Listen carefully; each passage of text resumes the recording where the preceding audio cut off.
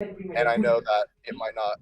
I'm just curious. Yeah, so like that's sort of where like my mind's going at when I'm talking about like project management and like how to like build together teams as well, because I know you've also worked with larger teams and you've, yeah, in terms of like keeping track of time for people and things like that, like the organized structure of all of that, you're very, very good at. And so I don't know. I mean, that might be an aspect where you're like, oh yeah, like you don't. There's not really room for you to improve in terms of how to structure that out. But like, so whether it be like project management time wise in like groups of people, or specifically in like specific types of 3D skills or like parts of the pipeline that aren't as well chiseled out yet. Okay, so my biggest problem right now is multi-project management is terrible. So I'm just gonna throw out all my weaknesses right now. Multi-project management is terrible. I don't have a producer. No producer. No producer. No accountant. No. What would a producer do for you? So, So a producer is somebody that does like he does quotes, sales, marketing, publicity. Right? So I don't have a producer. Right? So I'm doing all the work, plus I'm quoting clients, plus I'm making sales, plus I'm doing marketing and publicity when I can. And multi-project management right now it's pretty abysmal. It's really bad. It's not good, mainly because I can't multitask. Multitasking is terrible right now. I have no accountant, so my finance, my cash flow is sporadic. Yeah. And some things that I need to do is the technical improvements. I need technical improvements using JITflow, which I don't use a lot. And I also need, finally, last but not least, optimization. I have 2 management systems. Okay, so I can't optimization for because currently I have 2 of them. I should have just 1. Yeah. So I use Trello for the team and myself, and I use G Sheets with my own Kanban point system for myself. So the G Sheet system with the points, I don't keep this open to the team. I just use it to manage the team, but for myself. But then I have a Trello system which kind of has the point system, but it doesn't give me any of the metrics.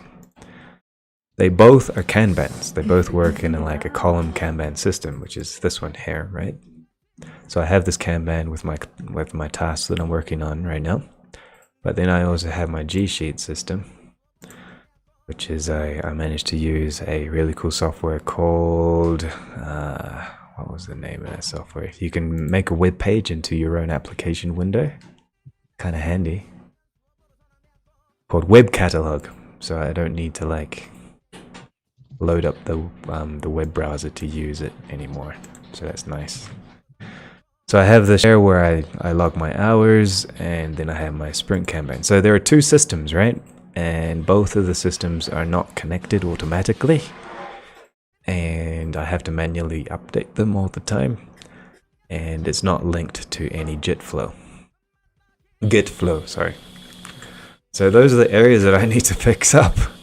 Multi-project management, it's not good to do more than 1 or 2 things at once. Multitasking is terrible. Like, it takes so much energy to start and stop a project and to change your mind to do the project. It takes all your focus. So if I have my team jumping around different projects, or myself jumping around between different projects, it's going to be really hard for me to keep track of what I need to do just in my head. So multi-project management, I need to minimize. So what do I need to do? Minimize. And this is currently my mission plan right now for this year, is just get out of my current projects. Minimize my life. I can attest to that. I mean, I don't think there's actually a greater multitasker around, but it's not a good thing to be doing. It's not a good thing? No, No, you should not be multitasking. Exactly. Even though I'm good at multitasking, and it's where my it's just where I benefit the most from. It's just not a good idea. I still do at least as good on one project as I do on six, but most people don't. You can't cram six projects into a Yeah. single person. And You have to be I've burnt out. I've had 8 projects in 1 month. I've been working on 6 projects over the past 6 months simultaneously, and I haven't finished a single one, and it's burning me out, and I need to just get out of these yeah. projects and focus, There's minimize my very, life. very little benefit in being able to multitask, even if Yeah. you get to 100% efficiency. But when you focus on one task, you're always at 100% efficiency. Yeah, it's the analogy is like your brain is like full of RAM, right? And your RAM gets full. And then as soon as your RAM is full, your computer runs very slowly as it starts writing to disk from the overflow. Yeah, So that's exactly. I actually call it my flux memory. If my flux memory gets too high, all of a sudden I'm just like I'm sitting at my computer trying to think what the next thing is to do. yeah, exactly. So you get it, and that's what I need to improve. And that's what I'm working on right now, is just finish and be free. Breathe for a couple of weeks, maybe even a whole month, and then start again. Nearly there. It's a marathon. So the next thing about having no producer is like having no. People don't usually. I don't usually recommend verbal contracts when it comes to this type of thing, or a business partner in this case. But if you do have a contract or someone looking for work for you, then great. If someone's doing the quoting for me, if someone's getting me the clients, if someone's like spreading the word that I'm good at what I do, and I can just focus on doing the job and doing a good job, the whole money aspect, I wouldn't have to worry about it so much. I would love that. That's one thing that I need to find, or make better partnerships and things like that. Because I have worked with partnerships before, and it has been great based on commissions. But I don't have like the go-to person who's going to maintain that. And so for me, it's like there are seasons in my business where I have no clients, and then I'm just searching for work, or I have so much work and I get so many offers at the same time, or I have too many options, I don't know which one to prioritize, that I spend half my week just crunching numbers and talking to clients and making sure that they're happy and things like that. So a producer would be nice, but that's something that might come later if I have a bigger budget, or just open up my doors or something. I'm not sure. So I need to improve that. Concerning the accountant and legalities, my cash flow is very sporadic, so I need to like formalize that a bit better. Have better predictions and better cash flow. And then the big one that I'm currently researching is JIT-flow or GitFlow. So my current GitFlow with remote work is based on Google Drive and free file sync, which gives me headless versioning, I guess you could say. We have a local copy and then you have the cloud sync, and so everyone who works on the team uses a very simple free software that shows which file has changed, which one has synced with the cloud, and that's about it. But there are no versioning. The versionings I do is with file numbers and a history folder, and that's it. Super simple, bare bones, it does the job, it's good enough, but I want something better. So I've been taking a look at software like AnchorPoint and others. I haven't found a lot, or like GitFlow desktop clients to fill the pipeline. I currently have a meeting with the developer for this next week, actually. But basically, this is a GitFlow project management software where it basically connects to your Git repository and tracks all the changes. And it gives you like all these multiple choices or ratings or status or whatever to assign to folders, files, whatever you're doing. Fully customizable. I don't know how I can use this as if it were a Trello or like a Kanban, but I like the concept of versioning on the cloud so that my projects are a lot smaller, so I don't have to store the history files. And I need to figure out also something better than GitHub or GitHub, because GitHub has a file limit of 2 gigs and or 500 megs, or like it has a lot of limits with file sizes and repository sizes. So some of my projects are getting into the hundreds of gigs. So I need to find a free or a custom or a private server solution for next year. Okay, I am back. I'm back. Hi. Hey, so there you go. I think Glitch is the perfect person to ask. Who? Oh Is yeah, I Bitbucket was listening. Trace? Yeah. You ever look at Bitbucket? Is No, it too expensive? I have not heard of it. Bucket. As I said, I need to improve it. Part of the Atlassian tool set. I know they have a free option, but I don't know like what their limits are, like on team size, and it integrates with their Jira, which is basically where you can set up your Kanban or your agile workflow, whatever it may be. So what I would say to do, Drace, is to figure out ask around what your team can use and what they've seen. Do just a small bit of shopping, but the big thing you're looking for is to host your own server and your own database. And you're probably like, whoa, whoa, whoa, I don't want to do that. That's crazy. Crazy people do that. I've heard of crazy people doing that all the time. Yeah. Yes, they do. And some of them are crazy, but some of them are not. The cloud services that exist now, like S3 from Amazon, and some of the other Amazon stuff, like the Graph Amazon service, actually allow you to just kind of plug stuff in very, very, I'm going to say, somewhat easily. And if you get that kind of hosting solution, you won't have any troubles with file sizes and uploading things and downloading things. And that custom solution actually encompasses a sort of universal solution that expectation everyone is used to. It gives you that flexibility that you own all of that on your server. Yeah, that's what I need to but figure out. AWS provides like Artifactory, right? So that's their source control. Imagine you can put it out on S3 or wherever you want, but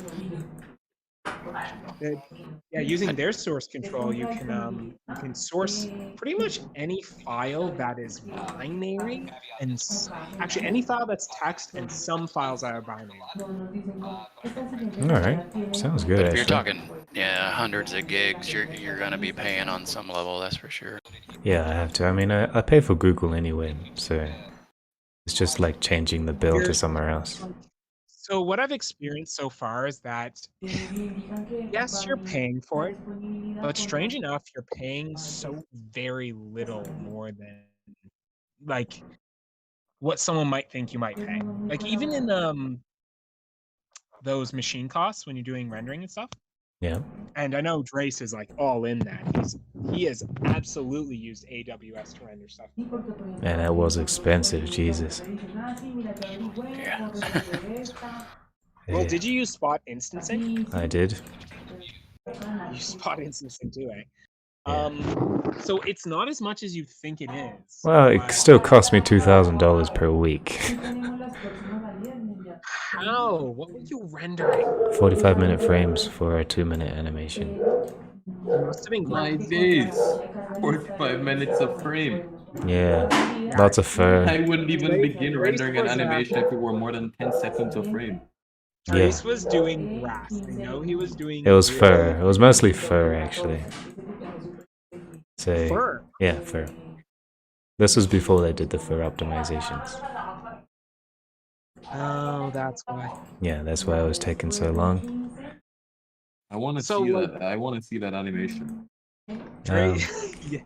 The animation is not great. The facial rigs broke halfway through, and the animator did a half. He did a half-ass job, but I have it here actually. Let me just load it up. So Trace, do you accept code into B4 Artists? Stuff that's not necessarily fully configured by the entire community, but doesn't have to necessarily go through Blender? Yes, we have accepted some patches from other areas. So I'm actually thinking of creating a bunch of different things. As soon as I get my computer, Do I stuff. can actually compile Blender fast enough so I can like make some rapid developments and figure out how Blender works. Cool. But I'll be making four different things. So I want an Unreal Engine converter for shaders, so Oh, that cool. all the That'd be great. shaders get moved over without the stupid defuse texture thing that happens now. It's really annoying. Yeah, nice render history.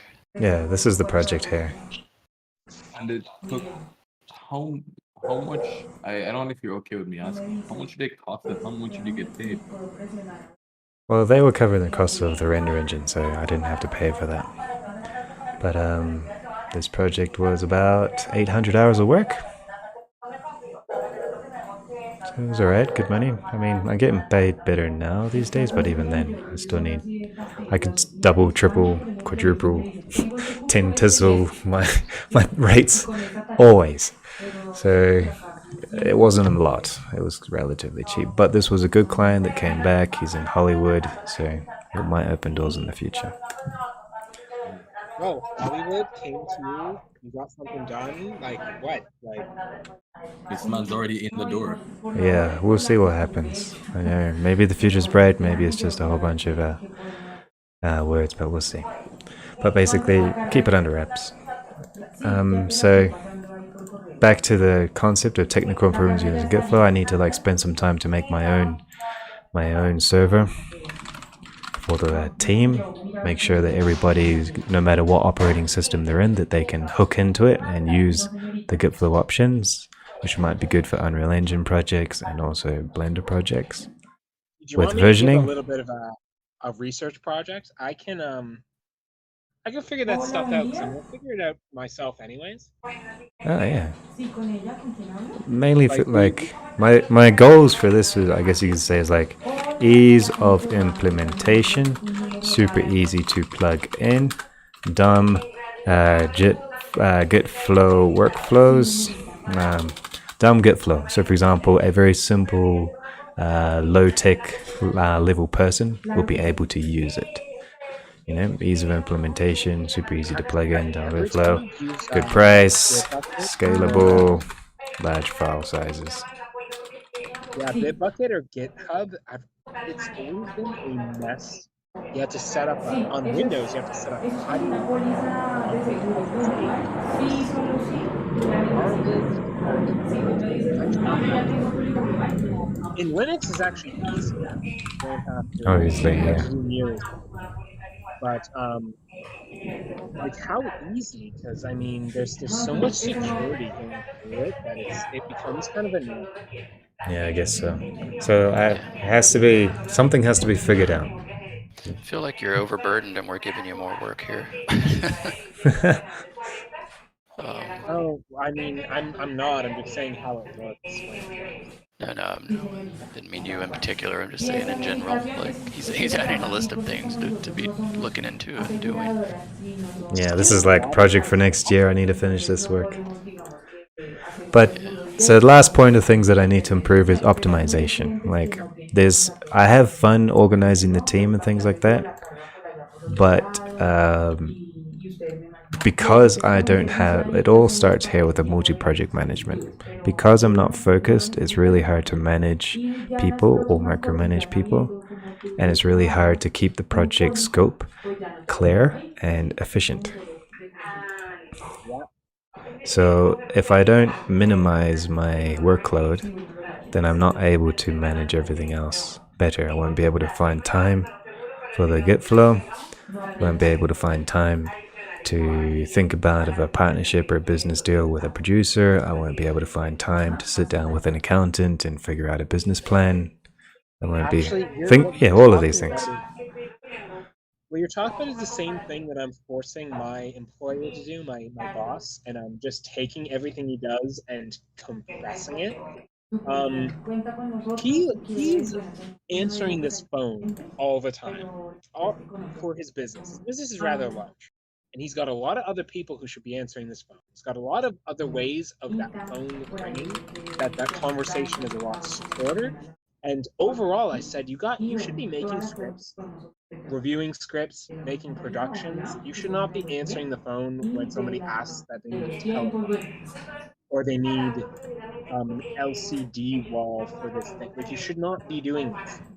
And it took a while, but he's starting to really adopt this idea that he should be having his weekends, he should be having his evenings, and he shouldn't be answering the phone. Yeah. You own a really nice, ripe old business. You shouldn't be doing any of this stuff. That's right. So these are the things that I need to work through and improve with my business, my management, right? They're like find ways to make work a bit easier with syncing files with everyone. G Drive does the job with free file sync, but it has no versioning, and versioning will be useful if somebody works in the team. Things like that. Have you heard of the software Perforce? I have. It's quite expensive and complex to set up, but once it works, it's cool. It's the standard in the industry, right? Not anymore. No? I have an It idea. is. I have a I super would say. interesting idea. Oh, you guys want to know what it is? I wasn't going to tell you. I'm sorry, I interrupted everyone. Anyways, my interesting idea, because if you're working in cloud, you have enough people working for you that they need to connect to a centralized kind of location, instead of uploading changes back and forth, back and forth, back and forth, would it be possible or even beneficial to work in a cloud that basically handles all of that stuff sort of for you? And when I say that kind of stuff, I mean you're running Blender, you're running Unreal Engine, you're running anything you need is all in, let's say, a Docker on a server, and then you can get some sort of crazy discount because they're giving discounts for the fact that you are locking into that server infrastructure for a certain amount of time. The problem with being online, like working online 100% of the time, is that here the internet is not stable, and most of my employees sometimes lose connection, and I myself lose connection every now and then. So if I lose the internet and I can't continue working, there's no point to be online. So I need things to be able to just sync to the computer, let people work freely without being connected, and then get back on, sync up the data, and everything's fine. The only super benefit it gives you is that if you get a server, let's say, and people are working on this stuff, when they render, when they do stuff, you're rendering using like, really high-end, fast, reliable tech all the time for everybody. It's not, no one would have to send it to you if you had the computer, or somebody else in your team has the computer. You wouldn't have any decentralization issues with that because you'd have a centralized thing. As you said, the only issue you'd have is that the internet is not necessarily super stable. Yeah. But at the same time, the only stability you'd need is the ability to send a render. Send a what? Well, a command to render, right? Because rendering takes the massive amount of time. Actually, I find the biggest bottleneck with animation right now has been animation, not rendering, because I'm using Eevee, right? So like, I animate, put on a frame, it renders overnight on one computer because I'm using Eevee, right? So the bottleneck is actually animation. Animation has taken me months and months and months just to get characters moving. Wow, I've never found animation to be nearly as Animation is the slowest bottleneck of everything. I mean, because Driz makes the rig and everything himself, don't you?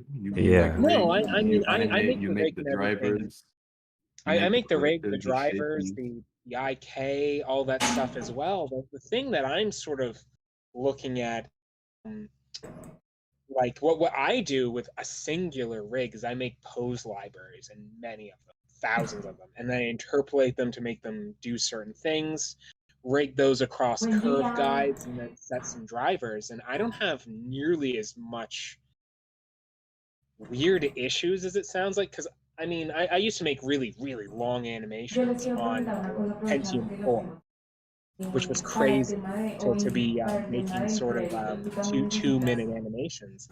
And it was not nearly as difficult as it sounds like it is for you. I mean, it's mainly because I probably had 7 characters to work through.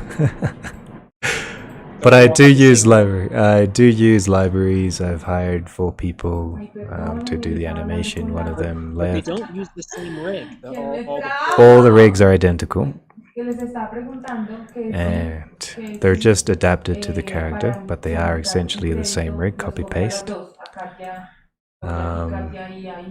But the rig had to be iterated a number of times to fix a number of things over 3 months or so.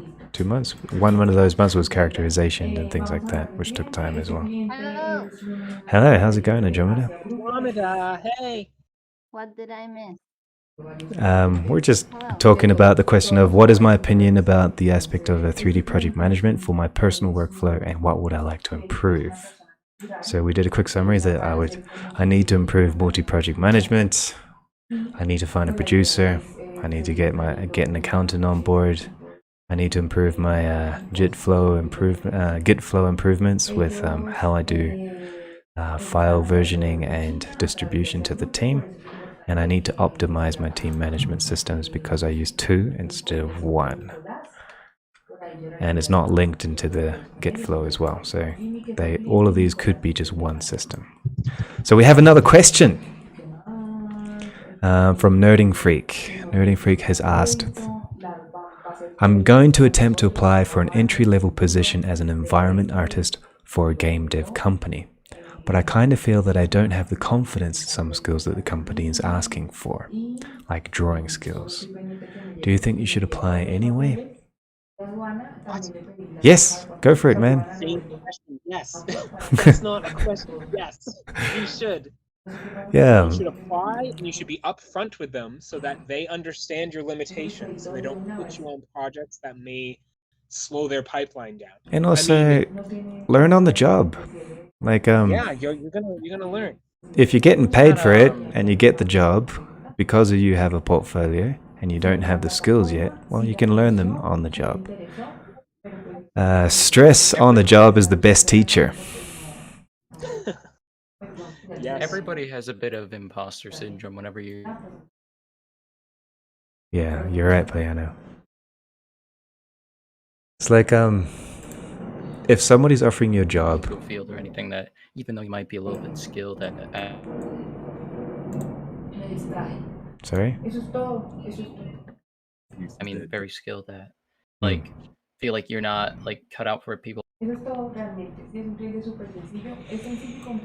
He said he's on the road. I think he's losing connection. Oh, okay. So he expands his question and says he's currently learning it, but he thinks he's afraid of not being the complete package. And I think this is the fear of every artist, is like, am I capable of taking on this project? So here I'm going to give you an example, a personal example of like, well, say yes, figure it out later if it's something that you love to do. So this project here is a music video. And this artist has given me a number of amazing artists called, let me just pull up the name of this artist. Sorry, 1 second. And he's given me this project in MPR. I haven't done a lot of MPR projects before, but I really want to. So he's given me Bill Sienkiewicz and Ralph Bakshis and Robotech as his key references for how he wants the animation to be.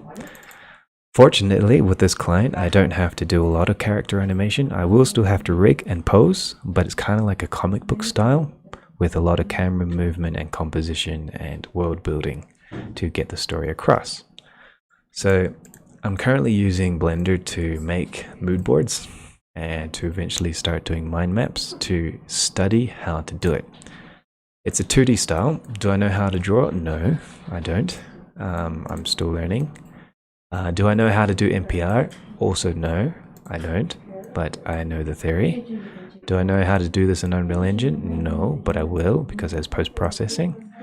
Also, have I done projects from Blender to Unreal Engine? Yes, to some degree, yes. But the mentality is, I got paid for this. I got a contract, I got a timeline, and I have a client to do this project, and I love to do it. I love the story. He's given me so much creative freedom. I'm allowed to be open about it, so I can share with you the project. It's not under NDA. He has full ownership. It's kind of like a commission, so I can share it and talk about how to do it. And it's awesome. It's a dream come true to some degree. Do I know how to do it? Well, obviously no, but I have the time to learn, figure it out, and make it work. And that's what your job is. As you're an artist working in the industry, is you got to figure things out.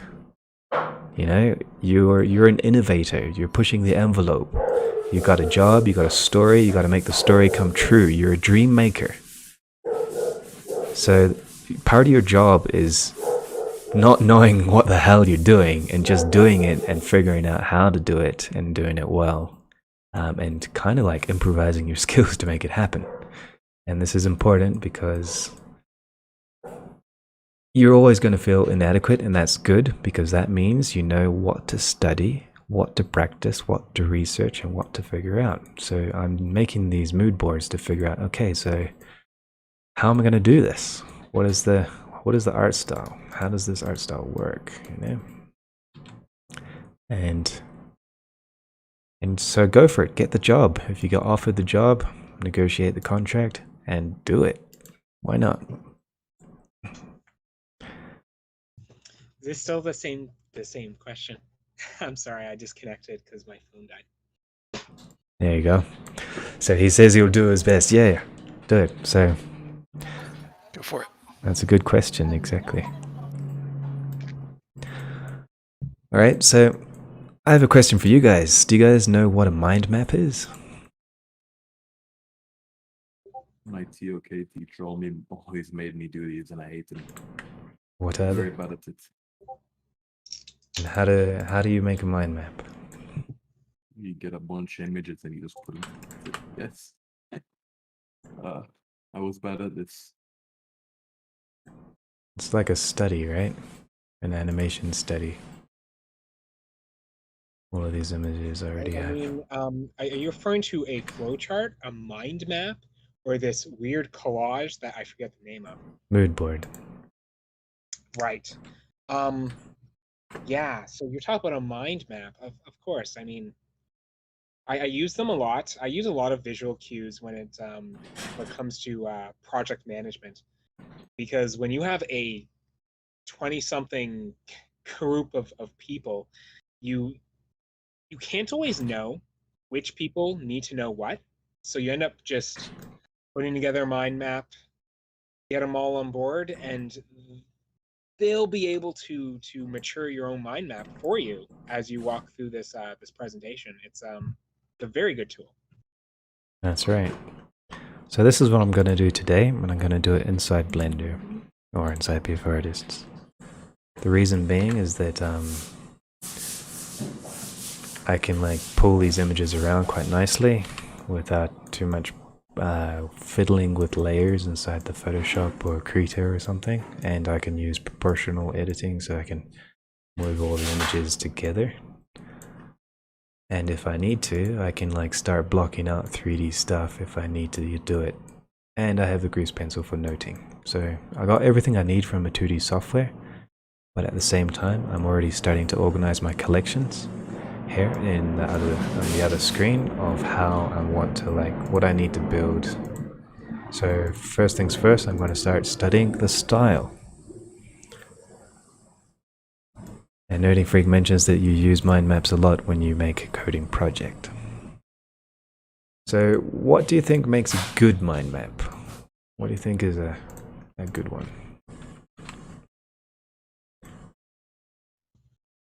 Like what? Oh, like what makes a good? generally, Yeah, what like makes a good mind map? like Well, I like succinct titles with very interesting descriptions, but the biggest thing that I find with mind maps is space. Trying to get the whole idea in just the smallest amount of space possible. For me, at least, Ghost my in the working show. project, Ghost in the When I shell. work For you, what? when Repeat. I work on projects, like for example, one of the latest projects I'm working on with some friends now, I posted the mood board in the chat. In the Yep, that looks good. Yeah, so I tend to separate like the main elements of the project itself. Like for example, in this project, I need to work on submaps. So I have like the spirit map, the Aztec and Inca map, the Voodoo map, and then there are some general environment elements like rocks, sea, and general mood of the environment, and then separate them into characters. And then later I would do a mind map for every part. So for example, in the spirit world, I would do like a full map about what elements needs to be present there. So for example, like mushrooms, rocks, mountains, cliffs, hanging rocks, stuff like that. And then I start to separate them all. But this is how I do stuff. And it takes me like 3 to 4 days